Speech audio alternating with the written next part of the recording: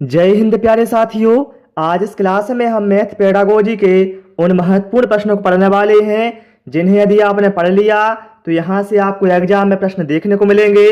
सारे ही प्रश्न आपके सिलेबस के अनुसार हैं, इसलिए आप सभी से रिक्वेस्ट है मेरी वीडियो कंप्लीट देखें। और यदि आपको किसी भी क्वेश्चन का आंसर पहले से पता है तो हमें कमेंट करके अवश्य बताएं।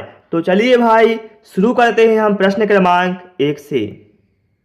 कहा गया है कक्षा 3 में चतुर्थांश की संकल्पना को समझाने के लिए अध्यापक को कौन से उचित अनुक्रम का अनुसरण करने की आवश्यकता है। देखिए यहाँ पर 3 कथन लिखे हुए हैं, बताना है इनका क्रम क्या होगा। तो देखिए कक्षा 3 में चतुर्थांश की संकल्पना समझाना है बच्चों को, तो सबसे पहले आप क्या करेंगे, ठोस पदार्थ लेकर उसे चतुर्थांश में बांट कर दिखाएंगे बच्चों के लिए, ठीक है। फिर उसके बाद क्या करेंगे, हम चतुर्थांश को प्रदर्शित करने वाले चित्र को दिखाएंगे, ठीक है। फिर चतुर्थांश के प्रतीक को श्याम पट पर लिखकर दिखाएंगे, ठीक है। मतलब क्या है, BCA, ठीक है। तो ऐसा दिया है हमें ऑप्शन बी में, ये बिल्कुल यहां पर हमारा करेक्ट आंसर हो जाएगा। यह जो प्रश्न है सीटेट जुलाई 2019 में आया हुआ था। चलिए प्रश्न क्रमांक 2। कहा गया है कक्षा 2 के कुछ विद्यार्थियों को हासिल वाले 2 अंकों की संख्याओं के जोड़ में कठिनाई का सामना करना पड़ता है। इस समस्या का क्या कारण है। देखिए कक्षा 2 के विद्यार्थी हैं, उन्हें भैया क्या है, वो 2 अंकों वाली संख्या को आसानी से जोड़ लेते हैं, लेकिन जिनमें हासिल वाली समस्या होती है उन्हें वो नहीं जोड़ पाते। तो इसलिए में क्या हो सकता है, गणित में रुचि का अभाव, नहीं। अंकित मान और स्थानीय मान में अंतर की समझ का अभाव है बच्चों को, बिल्कुल नहीं है। शून्य के महत्व की समझ का अभाव, नहीं। बल्कि जो बच्चे हैं जिनको हासिल वाले सवालों को जोड़ने में समस्या हो रही है या कठिनाई हो रही है, उन बच्चों में पुनर्समूहीकरण की प्रक्रिया है, इसका अभाव है, ठीक है। तो यहां पर राइट आंसर हमारा ऑप्शन डी के साथ चला जाएगा। यदि आप वर्ग 3 का कंप्लीट वीडियो कोर्स लेना चाहते हैं तो आप परीक्षा ऐप से इस वीडियो कोर्स को ले सकते हैं, जो कि आपके सिलेबस के अनुसार तैयार किया गया है। यदि आप इसमें पारस 50 कूपन कोड यूज करेंगे तो आपको इसमें 50% का डिस्काउंट दिया जाएगा और आपको यह कोर्स मात्र 999 रुपये में दिया जाएगा। यदि आप केवल एक विषय का वीडियो कोर्स लेना चाहते हैं तो यह आपको 199 रुपये में दिया जाएगा। यदि आप इसे लेना चाहते हैं, डिस्क्रिप्शन में लिंक दिया गया है, वहां पर जाकर आप परीक्षा ऐप से इस कोर्स को खरीद सकते हैं। प्रश्न क्रमांक 3 पर आते हैं और आप सभी से रिक्वेस्ट है, यदि आपको हमारी क्लास पसंद आ रही है तो वीडियो को लाइक और शेयर अवश्य करें।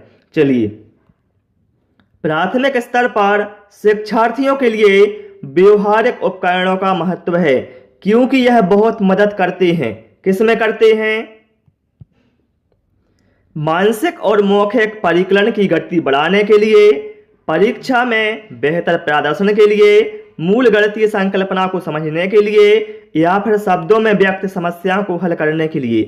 तो मेरे भाई यहाँ पर राइट आंसर हमारा क्या हो जाएगा। देखिए प्राथमिक स्तर पर शिक्षार्थियों के लिए जो व्यवहारिक उपकरण होते हैं, यह उन्हें जो मूल गणितीय संकल्पना होती हैं उन्हें समझने में सहायता करते हैं। तो ऑप्शन सी यहाँ पर हमारा करेक्ट आंसर हो जाएगा।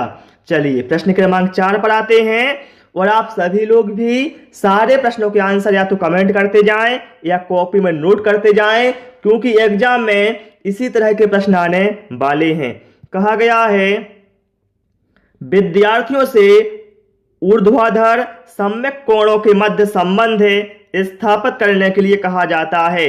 वे कई आकृतियां खींचते हैं, कोणों को मापते हैं और यह देखते हैं कि ऊर्ध्वाधर सम्मुख कोण समान हैं। इस केस में बेन हिले के विचार के अनुसार विद्यार्थी बताना है कौन से स्तर पर है। अब यहां पर 4 ऑप्शन हैं, विश्लेषणात्मक स्तर, अनौपचारिक निम्नगण स्तर पर है, निगमन स्तर पर है, या फिर चाक्षुषीकरण के स्तर पर हैं। तो साथियों विद्यार्थियों जब आकृतियों को बनाता है और उसे सही तरीके से मापता है तो बेन हिले के अनुसार विद्यार्थी विश्लेषणात्मक स्तर पर होता है। तो यहां पर राइट आंसर हमारा ऑप्शन ए के साथ चला जाएगा। ओके, चलिए प्रश्न क्रमांक 5 पर आते हैं। गलत शिक्षण की आगमन विधि का सिद्धांत क्या है? अज्ञात से ज्ञात की ओर,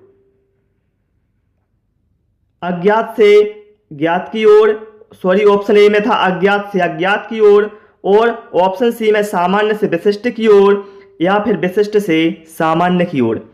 ध्यान रखना साथियों, आगमन विधि में क्या होता है इसके लिए ट्रिक याद रखो। उस विज्ञा, क्या है? उस विज्ञा मतलब उदाहरण से नियम की ओर, ठीक है, फिर क्या है? स्थूल से सूक्ष्म की ओर, विशिष्ट से सामान्य की ओर, और ज्ञात से अज्ञात की ओर। तो यहां पर क्या है? विशिष्ट से सामान्य की ओर। एक इसमें होता है मेरे भाई, ये होता है हमारा आगमन विधि का सिद्धांत कहता है। ठीक है, तो यहां पर राइट आंसर हमारा ऑप्शन डी के साथ चला जाएगा। ठीक है, चलिए प्रश्न क्रमांक 6। कक्षा 2 में अबेकस का प्रयोग खालिस्तान में विद्यार्थियों की सहायता नहीं करता। ध्यान रखना, यहां सहायता नहीं करता ये बोला गया है। बिना किसी बिना किसी त्रुटि के संख्याओं को पढ़ने में, भैया इससे तो सहायता मिलती है अबेकस से, बिल्कुल सही है। गणना में परिशुद्धता प्राप्त करने में, बिल्कुल सही है। स्थानीय मान की महत्ता समझने में, सही है। लेकिन ऑप्शन बी में क्या कहा गया था? शब्दों में दी गई संख्याओं के समान संख्यांक लिखने में। तो भैया इसमें अबेकस सहायता नहीं करता। ऑप्शन बी यहां पर हमारा करेक्ट आंसर हो जाएगा। चलिए प्रश्न क्रमांक 7 पर आते हैं। ये जो प्रश्न है सीटेट 2018 में आया हुआ है। आप देख सकते हैं सारे क्वेश्चन प्राइमरी लेवल के हैं जो विभिन्न प्रकार के टेट एग्जाम में पूछे गए हैं। चलिए, कहा गया है पाइथागोरस प्रमेय को सिखाने के लिए एक शिक्षक ने एक शीट वितरित की जिस पर समकोण वाले 4 त्रिभुजों को खींचा गया था और बच्चे को त्रिभुज की भुजाओं के बीच संबंध खोजने के लिए कहा जाता है। उपर्युक्त परिस्थिति में शिक्षक ने किस विधि का प्रयोग किया है? आगमन विधि, निगमन विधि, व्याख्या विधि, या फिर प्रयोगशाला विधि। देखिए साथियों, यहां पर क्या है? शिक्षक ने सबसे पहले क्या है? समकोण वाले त्रिभुजों को खींचा है। मतलब उसने पहले क्या है? उदाहरण प्रस्तुत किए हैं और बाद में क्या है? नियम बताएगा त्रिभुजों के, समकोण त्रिभुज के। तो हम ये कह सकते हैं उदाहरण से नियम की ओर जा रहा है वो शिक्षक। तो ये भैया किस में होता है? आगमन विधि में। तो ऑप्शन ए हमारा करेक्ट आंसर हो जाएगा। ठीक है, बस आपको कॉन्सेप्ट क्लियर हो, सवाल कुछ नहीं होता, आप कोशिश करेंगे हर प्रकार का सवाल आपसे बन जाएगा। चलिए प्रश्न क्रमांक 8। जियो बोर्ड किसके शिक्षण का एक प्रभावी साधन है? जो जियो बोर्ड होता है साथियों, ये बताना है किसके शिक्षण का एक प्रभावी साधन होता है। ज्यामितीय आकृतियां और उनकी विशेषताएं, द्विविम और त्रिविम आकृतियों में अंतर करना, सममिति की अवधारणाएं, या फिर आधारभूत ज्यामितीय अवधारणाएं जैसे किरणें, रेखाएं और कोण। तो यहां पर साथियों राइट आंसर हमारा ऑप्शन ए के साथ चला जाएगा। ठीक है, ध्यान रखना, जियो बोर्ड के द्वारा ज्यामितीय आकृतियां और उनकी विशेषता आदि का शिक्षण किया जाता है, जैसे आयत हो गया, त्रिभुज हो गया, वर्ग हो गया, इस तरह से। ठीक है, तो यहां पर राइट आंसर हमारा ऑप्शन ए के साथ चला जाएगा। चलिए प्रश्न क्रमांक 9 पर आते हैं। यदि एक शिक्षार्थी को संख्याओं और परिकलन में समस्या हो रही है तो असमर्थता हो सकती है, जिसका नाम क्या है? देखिए ये क्या है? मैथ पेडागोजी हम पढ़ रहे हैं और इसमें क्या हो रहा है?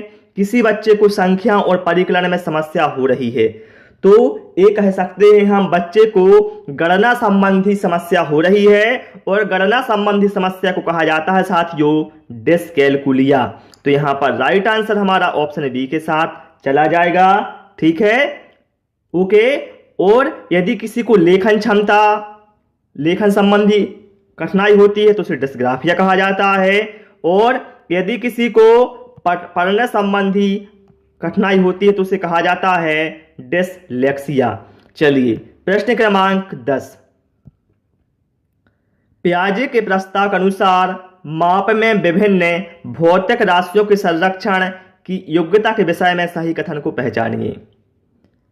बताएं आप लोग, आयतन के संरक्षण की समझ द्रव्यमान के संरक्षण से पहले आती है, भार के संरक्षण की समझ संख्याओं के संरक्षण से पहले आती है, या फिर लंबाई के संरक्षण की समझ संख्याओं के संरक्षण से पहले आती है। ऑप्शन डी में क्या है, भार के संरक्षण की समझ आयतन के संरक्षण से पहले आती है। और यह जो प्रश्न है सीटेट जुलाई 2019 में आया हुआ प्रश्न है। तो यहां पर जो भार के संरक्षण की समझ है साथियों, यह आयतन के संरक्षण से पहले आती है। ये बिल्कुल सही है पियाजे के प्रस्ताव के अनुसार। ऑप्शन डी यहां पर हमारा करेक्ट आंसर हो जाएगा। चलिए भाई प्रश्न क्रमांक 11 पर आते हैं। मूल्यांकन का निकटतम संबंध होता है विषय वस्तु से, मूल्यांकन प्राविधियों से, उद्देश्यों से, या फिर सीखने की क्रियाओं से। देखिए प्रश्न में समझा कर आप कहा क्या गया है, ये नहीं बोला आपसे कि मूल्यांकन का संबंध किससे होता है, ये बोला गया है निकटतम, मतलब सबसे ज्यादा संबंध बताना है किससे होता है। तो इसका संबंध होता है साथियों उद्देश्यों से। क्यों होता है, क्योंकि मूल्यांकन से हमें इस बात का पता चलता है कि जिस उद्देश्य को प्राप्त हमें करना था या पूरा करना था, हम जिस उद्देश्य को प्राप्त करना चाह रहे थे वह कहां तक अभी प्राप्त हुआ है। ठीक है, इससे मूल्यांकन का संबंध होता है उद्देश्यों से। ठीक है, ओके। चलिए प्रश्न क्रमांक 12 पर आते हैं। कहा गया है आयत का क्षेत्रफल ज्ञात करने हेतु आवश्यकता होती है प्राक्रियात्मक ज्ञान, अवधारणात्मक ज्ञान, प्राक्रियात्मक एवं अवधारणात्मक ज्ञान, या फिर उपरोक्त में से कोई नहीं। देखिए साथियों, आयत का क्षेत्रफल ज्ञात करने में निम्न बातों का ज्ञान आवश्यक होता है। सबसे पहले आकृति, दूसरी अवधारणा, और तीसरा है हल करने की जो तरीका। ठीक है, तो हम ये कह सकते हैं आयत का क्षेत्रफल ज्ञात करने के लिए हमें इन दोनों प्रकार के ज्ञान की आवश्यकता होती है। तो यहां पर राइट आंसर हमारा ऑप्शन सी के साथ चला जाएगा। प्रश्न क्रमांक 13 पर आते हैं। कहा गया है गणित के अधिगम के प्रति शिक्षार्थी की संवेदनशीलता जागृत करने के लिए प्रभावी उपाय है। देखिए उत्तराखंड 2016 में आया हुआ है। ठीक, तो विषम सामग्री को शिक्षार्थी के अनुभव के क्षेत्र में संबंधित करना, ये तो भैया सही है।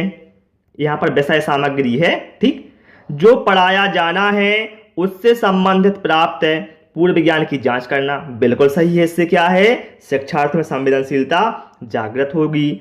शिक्षार्थियों को अवधारणाओं के अनुप्रयोगों से अवगत कराना, जिनमें दैनिक जीवन की स्थितियों से संबंधित अनुप्रयोगों को अधिक प्राथमिकता दी जाए, बिल्कुल सही है। तो यहां पर राइट आंसर हमारा ए बी सी सही है। तो ऑप्शन डी हो जाएगा उपरोक्त सभी। चलिए प्रश्न क्रमांक 14 है।